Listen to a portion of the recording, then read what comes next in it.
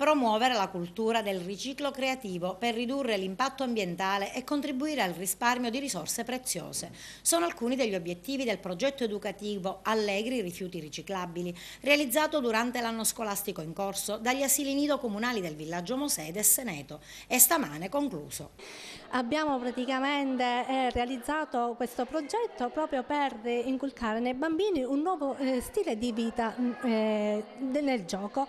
Il gioco deve essere adesso non più presentato già così stilizzato, ma con oggetti riusati e in modo creativo. L'asilo nido comunale nella sede di via Seneto e del villaggio Mosè ospita circa 100 bambini.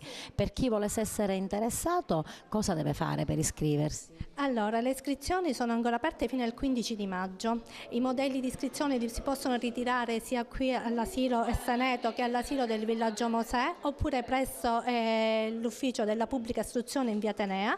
Bisogna allegare modello ISEE, fotocopia del libretto di vaccinazione e fotocopia del documento di identità di chi presenta la domanda entro il giorno 15 di maggio. L'iniziativa rilancia la funzione dell'asilo nido, prima porta d'ingresso del bambino nelle istituzioni scolastiche. L'asilo nido comunale è una struttura curata appunto dal Comune di Agrigento che offre alla collettività, credo, un servizio di alta qualità. Nei nostri ambienti i bambini seguono un percorso educativo che li vede impegnati sin dalla più tenera età e fino ai 3 anni, momento dell'ingresso per la scuola dell'infanzia, in attività innanzitutto di socializzazione. È un momento in cui il pubblico collabora con la famiglia.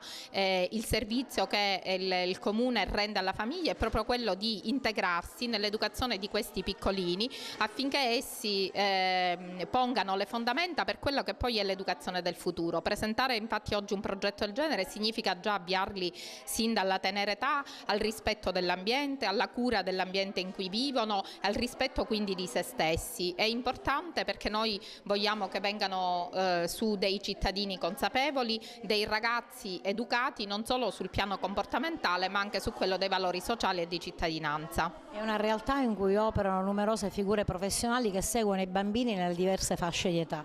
Sì, sono figure professionali qualificate che seguono i nostri bambini con diciamo una certa costanza e devo dire seguendo un progetto educativo reale e concreto, un progetto educativo che li porta a vivere l'ambiente in cui sono in maniera assolutamente consapevole.